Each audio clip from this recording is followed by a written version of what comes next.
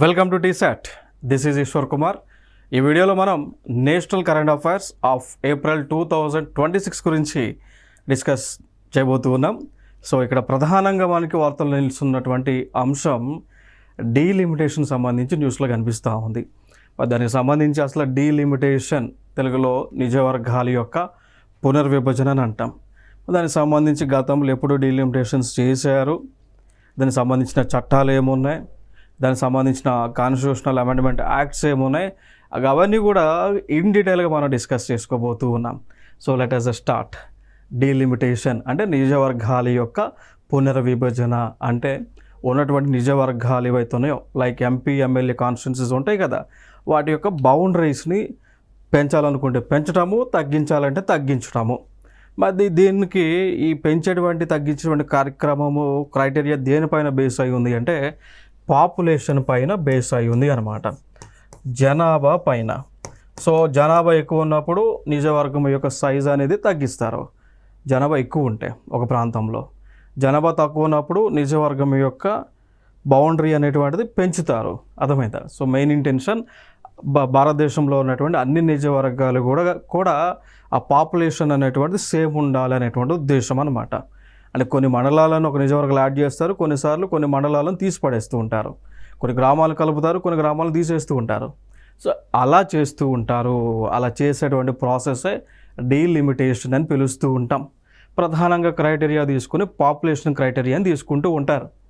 ఇంకో గమ్మత్తు ఏంటి అంటే ఒకవేళ ఈ డీలిమిటేషన్ చేయడానికి ఏం చేస్తారు, ఒక కమిషన్ ఏర్పాటు చేస్తారు. సో డీలిమిటేషన్ కమిషన్ ఏర్పాటు చేసి వాళ్ళే ఏ ప్రాంతాలు ఏ బౌండరీలో ఉండాలనేది డెసిషన్ తీసుకుంటారు. వాళ్ళు తీసుకున్నటువంటి డెసిషన్ ఉంటుంది చూసారా, గదే ఫైనల్. ఇక మళ్ళీ వాళ్ళు ఒకసారి డెసిషన్ తీసుకుని నిజవర్గాల యొక్క పునర్విభజన చేస్తే దానిలోకి కోర్టులు కూడా ఇంటర్ఫియర్ అవ్వడానికి లేదు. అర్థమైందా? సో బౌండరీని కనుక డీలిమిటేషన్ కమిషన్ డిసైడ్ చేస్తే courts cannot interfere in it. We cannot challenge that decision in any court of India. And also whatever the decisions taken by the delimitation commission, they were legally binding. So their decision is final. So ఇది ఇక్కడ important information. దానికి సంబంధించి articles ఏమైనా ఉన్నాయంటే ఉన్నాయండి. Article number 82. So 82వ అధికారణ భారత రాజ్యాంగంలో అధికారం ఏం చెప్తుంది అంటే పార్లమెంట్ అనేటువంటిది డీలిమిటేషన్ చట్టాన్ని మార్పులు చేర్పులు చేయొచ్చు ప్రతి సెన్సెస్ కంప్లీట్ అయిన తర్వాత అని చెప్తూ ఉన్నారు. అంటే ప్రతిసారి 10 సంవత్సరాలకు ఒకసారి జనగణన తీస్తూ ఉంటారు కదా, అలా ప్రతి 10 సంవత్సరాలకు జనగణన తీసినప్పుడు అప్పుడు నిజవర్గాల యొక్క పునర్విభజన అనేటువంటిది చేయొచ్చు. దానికి సంబంధించి పార్లమెంట్ అనేటువంటిది ఆ చట్టంలో మార్పులను తీసుకురావచ్చు అని చెప్తున్నారు యాజ్ పర్ ఆర్టికల్ నెంబర్ 82. అదేవిధంగా ఆర్టికల్ నెంబర్ 170 అనుసరించి ఏం చెప్తూ ఉన్నారంటే అసెంబ్లీలో ఉన్నటువంటి సీట్లను కూడా రీఅడ్జస్ట్ చేయవచ్చు. సీట్లు పెంచాలంటే పెంచవచ్చు, తగ్గించాలంటే తగ్గించవచ్చు, ఏదైనా కూడా చేయొచ్చు అని చెప్తున్నారు. ఆర్టికల్ నెంబర్ 330 అదేవిధంగా 332 ఏం చెప్తా ఉంది అంటే షెడ్యూల్ కాస్ట్ కానీ షెడ్యూల్ ట్రైబ్స్ కానీ ఎవరైతే ఉన్నారో వాళ్ళకి సంబంధించినటువంటి రిజర్వేషన్ సీట్లను రిజర్వ్ చేయవచ్చు on the basis of population అని చెప్తున్నారు. అంటే ఎస్సీ ఎస్టీ పాపులేషన్ బేస్ చేసుకొని భారతదేశంలో ఉన్నటువంటి నిజవర్గాలను రిజర్వ్డ్ స్థానాలుగా ప్రకటించవచ్చు. లైక్ ఆ నిజవర్గంలో ఉన్నటువంటి ఎమ్మెల్యే సీటు ఎస్సీనా, ఎస్టీనా, ఓసీనా, బీసీనా, జనరలా, ఉమెనా, మేల్ అని అట్లా డిసైడ్ చేయవచ్చు అని చెప్తా ఉంది యాజ్ పర్ దిస్ ఆర్టికల్. అంటే ఓన్లీ ఇప్పుడు 330, 332 మాత్రం ఓన్లీ ఎస్సీ ఎస్టీస్ గురించి చెప్తున్నారు. నెక్స్ట్ ఆర్టికల్ 327 ఏం చెప్తా ఉంది, ఈ ఎలక్షన్కి సంబంధించినటువంటి ఎటువంటి చట్టాలైనా కూడా పార్లమెంట్ చేయడానికి తనకు హక్కు ఉంది అని చెప్తుంది యాజ్ పర్ ఆర్టికల్ 327. మరి ఆర్టికల్ 329 ఏం చెప్తా ఉంది అంటే ఈ డీలిమిటేషన్ కమిషన్ ఏర్పాటు చేసి వాళ్ళు ఆర్డర్స్ ఇచ్చిన తర్వాత దాన్ని ఏ కోర్టులో కూడా ఛాలెంజ్ చేయడానికి వీలు లేదు అని చెప్తున్నారు. ఎందుకు చేయడానికి వీలు లేదు అంటే ఎందుకంటే ఈ డీలిమిటేషన్ కమిషన్కి హెడ్గా ఉండేదే జడ్జి ఉంటారు, సీనియర్ మోస్ట్ జడ్జి ఉంటారు అనమాట. కాబట్టి ఈ డీలిమిటేషన్ అంతా కూడా ఒక కోర్ట్, హైకోర్టు, సుప్రీంకోర్టు స్థాయిలో ఉన్నటువంటి జడ్జి యొక్క నేతృత్వంలో జరుగుతుంది. కాబట్టి ఇక ఫర్దర్గా కోర్ట్స్ ఇన్వాల్వ్ అవసరం లేదనేటువంటి అంశాన్ని ఈ 329 క్లాజ్ ఏ ఆర్టికల్ ద్వారా స్పష్టం చేస్తూ ఉన్నారు. ఇది డీలిమిటేషన్ సంబంధించినటువంటి అంశాలు. ఇంకా ఫర్దర్గా మనం చూసుకుంటే భారతదేశంలో మరి ఇప్పటివరకు ఎప్పుడైనా డీలిమిటేషన్స్ చేశారంటే చేశారండి. లైక్ 1952 చట్టం అనుసరించి చేశారు. 62లో 72 2002లో ఈ యొక్క డీలిమిటేషన్స్ అనేటువంటివి చేయడం జరిగింది. కాకపోతే దీంట్లో సీట్లను పెంచలా. దాని గురించి ఒకసారి చూద్దాం. లైక్ 1952లో డీలిమిటేషన్ చేశారు.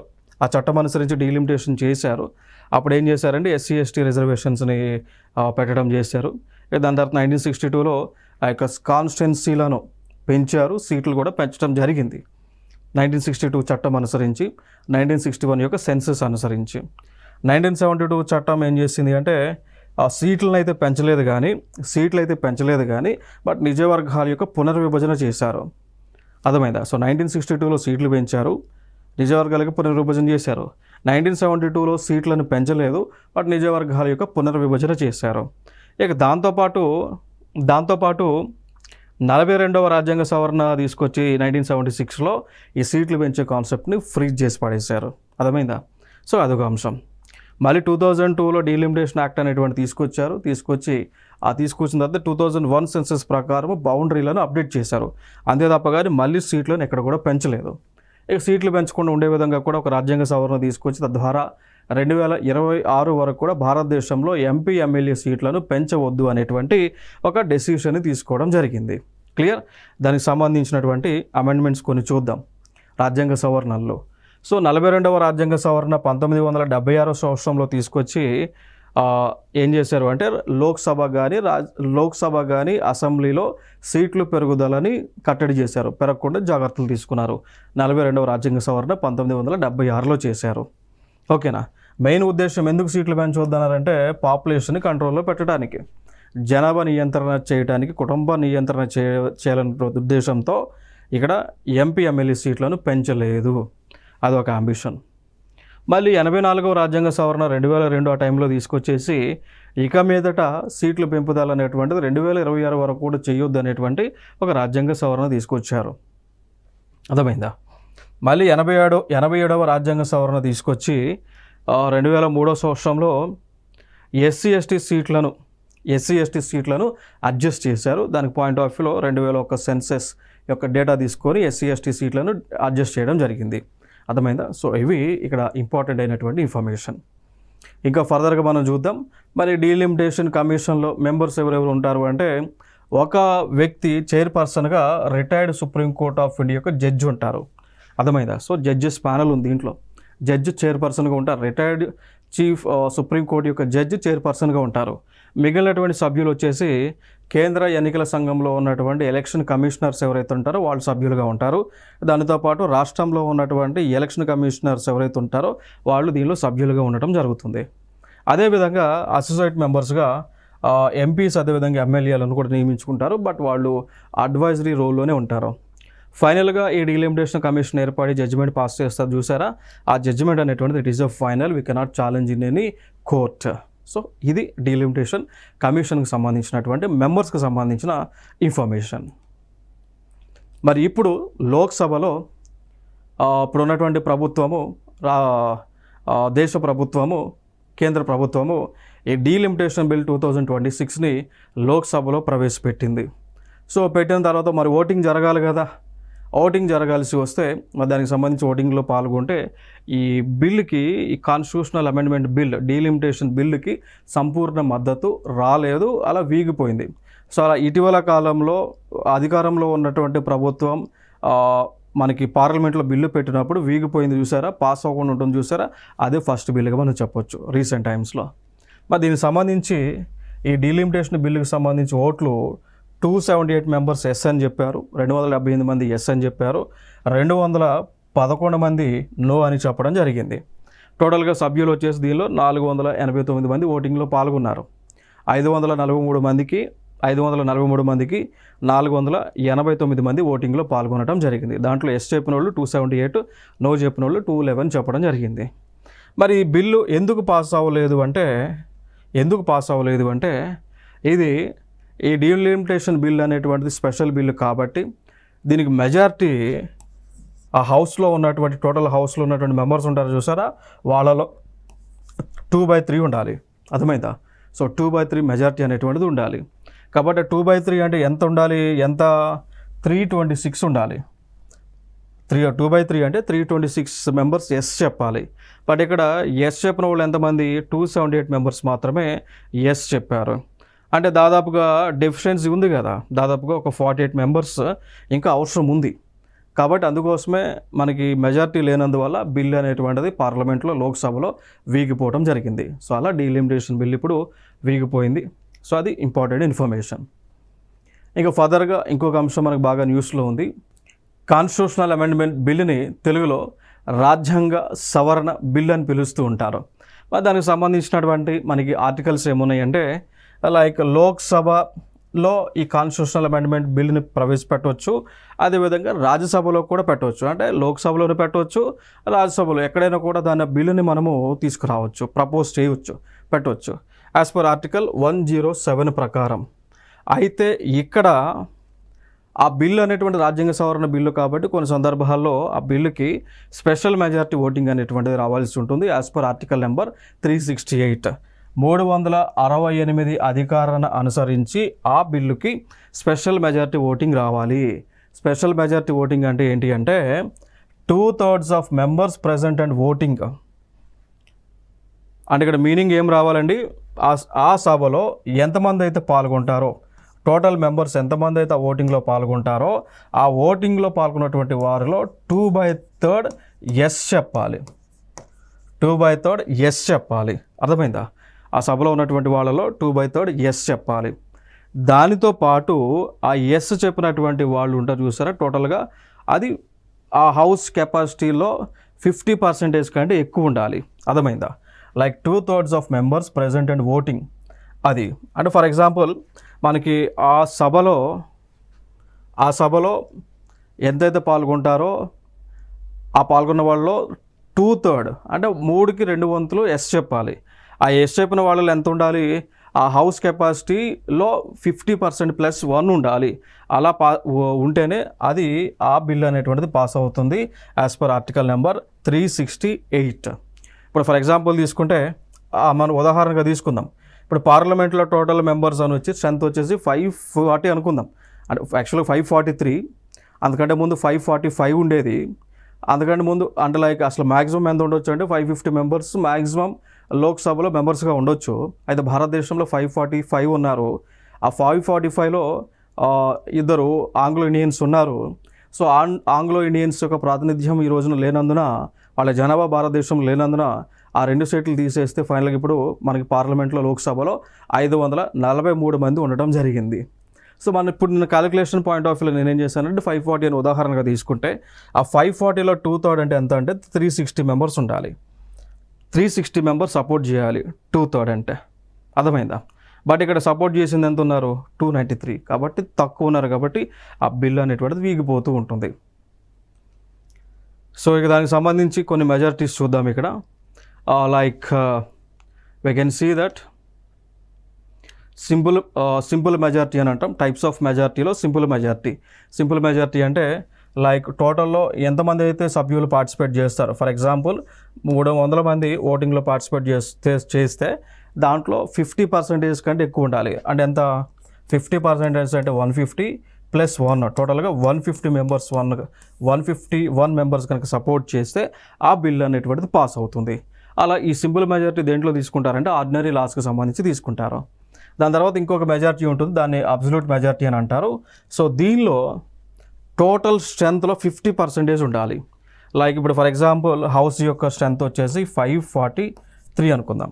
సో 543లో 50% + 1 స్ట్రెంత్ ఉండాలి. అర్థమైందా? సో లైక్ 50 అంటే ఎంత అవుతుంది, 270. ఇంచుమించుగా ఇద్దరు చేసుకుంటే 271 ఉంటుంది. 271 2 అంటే లైక్ 273 వేసుకుందాం. సో మినిమం సపోర్ట్ ఎంత ఉండాలి, 273 మెంబర్స్ కనుక సపోర్ట్ చేస్తే ఆ బిల్లు పాస్ అవుతుంది. అలా పాస్ అయితే దాన్ని అబ్సల్యూట్ మెజారిటీ అని అంటాం.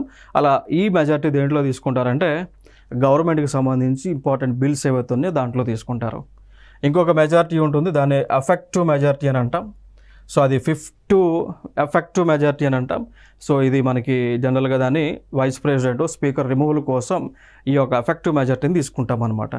అంటే ఫర్ ఎగ్జాంపుల్ ఇక్కడ ఏం చేస్తుంటాం, ఇప్పుడు జనరల్గా లోక్సభ యొక్క స్ట్రెంత్ 543 అండి. 543లో ముగ్గురు చనిపోయారు. 543లో ముగ్గురు చనిపోయారు. అప్పుడు ఎఫెక్టివ్ స్ట్రెంత్ ఎంత? 540. ఆ 540లో 50% ప్లస్ 1 ఉండాలి. అంటే 50% అంటే ఎంత? 270 ప్లస్ 1 ఉండాలి. అంటే ఎంత రావాలి? 271 రావాలి ఆ బిల్లుకి సంబంధించి. అర్థమైందా? సో ఇదేమో అబ్సల్యూట్ మెజారిటీ 273 ఉండాలి. అంటే హౌస్లో చనిపోయిన ఉన్నది కౌంట్ ఉండదు. ఇక వాళ్ళు హౌస్లో ఉన్నారా లేదా చనిపోయారా అనేది లేదు. ఖచ్చితంగా 273 మెజారిటీ రావాలి. సో ఇది అబ్సల్యూట్ మెజారిటీ అని అంటాం.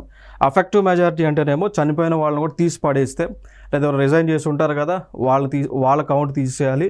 లేదా ఒక పార్టీ నుంచి ఇంకో పార్టీకి జంప్ అయిన వాళ్ళు ఉంటారు కదా, ఎవరైతే పార్టీ ఫిరాయింపుల చట్టం ద్వారా వాళ్ళు డిస్క్వాలిఫై అవుతుంటారు చూసారా, సో వాళ్ళ కౌంట్ కూడా తీసి పడేస్తే మిగిలినటువంటి వాళ్ళు ఎంతైతే ఉంటారో ఆ వాళ్ళలో 50% ప్లస్ 1 కనుక మనం కన్సిడర్ చేస్తే దాన్ని we call it as effective majority అని అంటాం. అర్థమైందా? సో ఇవి ద మోస్ట్ ఇంపార్టెంట్ ఇన్ఫర్మేషన్. ఇంకొక అంశం, ఇది జియోగ్రఫీకి సంబంధించినటువంటి అంశం. సో దీనిలో హీట్ వేవ్ అలర్ట్ గురించి మనకు బాగా ట్రెండింగ్లో ఉంది. ఇప్పుడు ఎండాకాలం చూస్తూ ఉన్నాం, ఉష్ణోగ్రతలు గణనీయంగా పెరుగుతూ ఉన్నాయి. సో విపరీతమైనటువంటి ఎండలు పెరుగుతూ ఉన్నాయి. చాలామంది కూడా చనిపోతూ ఉన్నారు. పిల్లలు కానీ పెద్దలు కానీ చనిపోతూ ఉన్నారు. మరి వీళ్ళు చనిపోవడానికి, ఈ ఎండలు విపరీతంగా ఉండటానికి గల కారణం వచ్చేసి హీట్ వేవ్, వేడి గాలులు అంటాం. సో వడగాలులు అంటాం. సో ఈ వడగాలుల వల్ల చాలామంది కూడా చనిపోతూ ఉన్నారు. మరి వడగాలులు అనేటువంటివి ఈ సంవత్సరం ఎందుకు వస్తున్నాయి అనేటువంటి ఆస్పెక్ట్స్లో కొంత ఇన్ఫర్మేషన్ మనం డిస్కస్ చేద్దాం. సో ఆ ఇన్ఫర్మేషన్ మీకు అర్థం అవ్వాలి అంటే మనకి ఒక 2 ఫినామినా అర్థం అవ్వాలి. ఆ 2 ఫినామినాలో ఒకటి లా నీనా అంటాము, రెండోది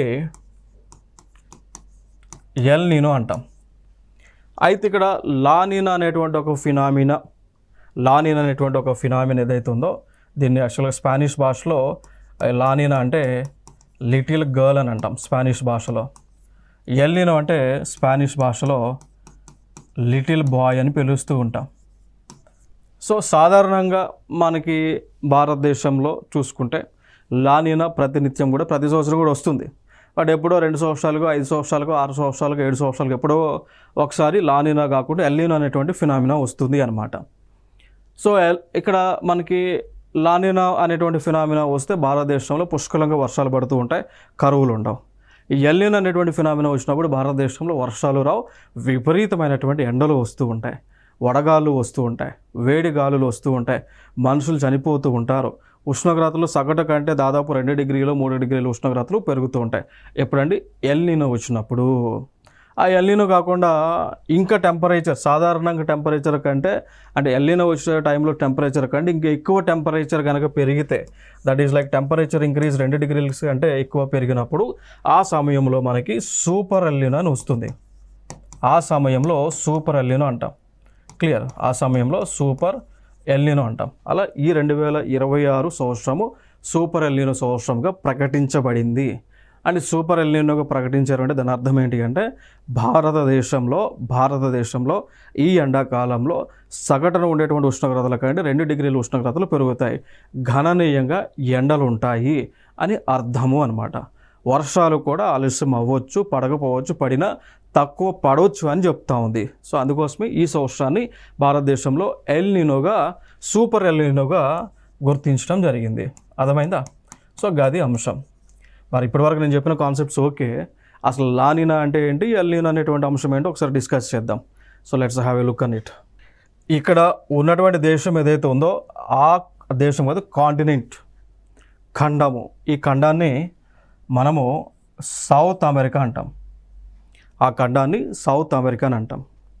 ఇక్కడ ఉన్నటువంటి ఖండాన్ని ఆస్ట్రేలియా అని అంట. నేను I can call it as Australia అని అంట. సో సాధారణంగా లా నీనా అనేటువంటి ప్రాసెస్ ఉన్నటువంటి సమయంలో ఇక్కడ ఏం జరుగుతుంది అంటే ఈ సౌత్ అమెరికా దగ్గరన ఒక తీరం ఉంటుంది. దాని పేరే పెరు తీరం అని అంట. We call it as Peru coast అని అంట.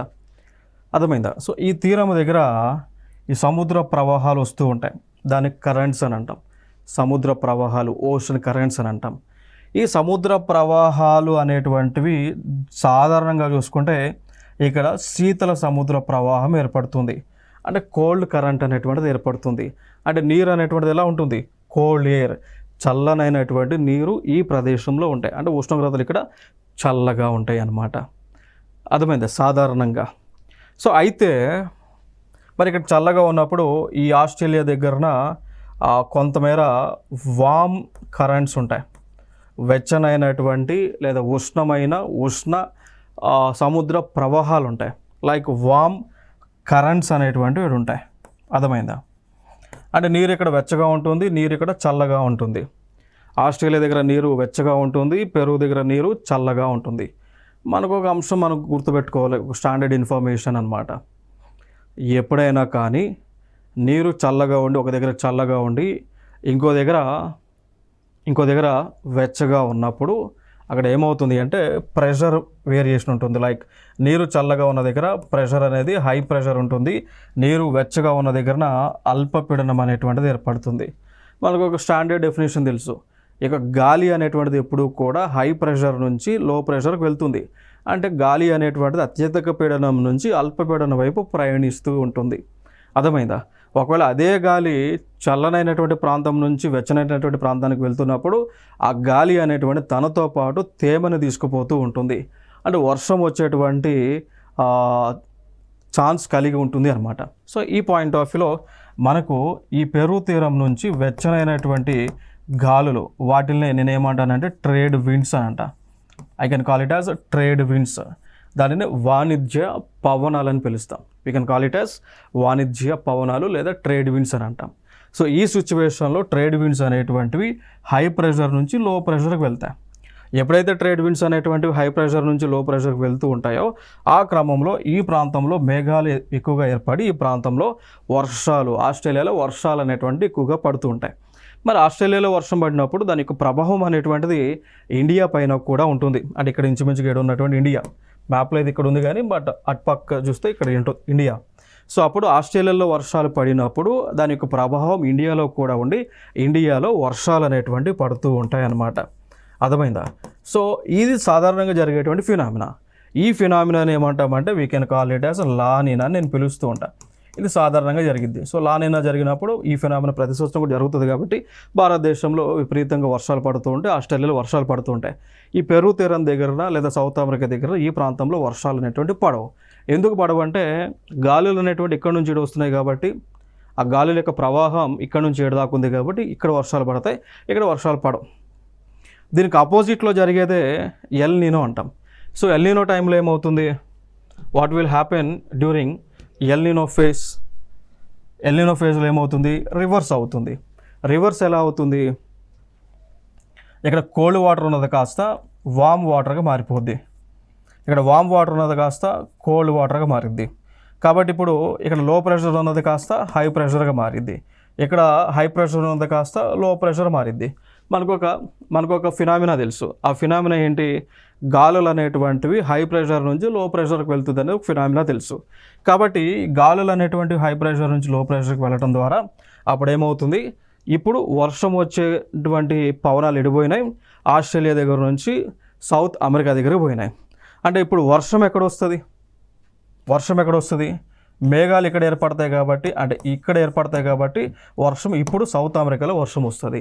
ఇండియాలో పరిస్థితి ఎలా ఉంటుంది, విపరీతమైనటువంటి ఎండలు వస్తూ ఉంటాయి, ఉష్ణోగ్రతలు పెరుగుతూ ఉంటాయి, వర్షం అనేటువంటిది రాదు. That is the point. ఇది మనం గుర్తుపెట్టుకోవాల్సిన అంశం. ఓకేనా?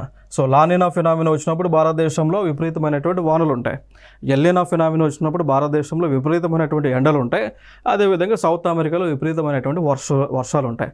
అలా ఈ సంవత్సరము మనకి ఈ యొక్క పవనాలు అనేటువంటివి ఆస్ట్రేలియా నుంచి ఇక్కడికి వెళ్తాయి కాబట్టి భారతదేశంలో ఇండియాలో as of now in India మన భారతదేశంలో 2026 సంవత్సరంలో రైన్ఫాల్ అనేది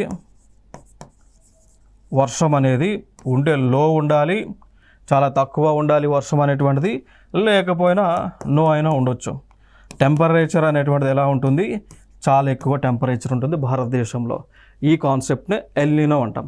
ఒకవేళ సాధారణ ఉష్ణోగ్రతలు ఫర్ ఎగ్జాంపుల్ 40 డిగ్రీలు ఉందనుకోండి ఎండాకాలంలో, అది కనుక 42 డిగ్రీలకు పెరిగితే అప్పుడు ఆ ఫినామినాని we call it as super El Nino అంటాం. అర్థమైందా? So we can call it as super El Nino అని చెప్తూ ఉంటాం. ఇది ఇంపార్టెంట్ ఫినామినా. సో అర్థమైందా? సో ఇప్పుడు ఎందుకు భారతదేశంలో హీట్ వేవ్స్ వస్తూ ఉన్నాయి, ఎందుకు ఇంత గణనీయంగా ఉష్ణోగ్రతలు పెరుగుతూ ఉన్నాయి, వర్షపాతం ఎందుకు తక్కువగా ఉంది అంటే this is the reason. So ఇవి ఇంపార్టెంట్ ఇన్ఫర్మేషన్. సో నెక్స్ట్ వీడియోలో మళ్ళీ సరికొత్త అంశాలతో మీ ముందుకు రావడం జరుగుతుంది. Thank you so much.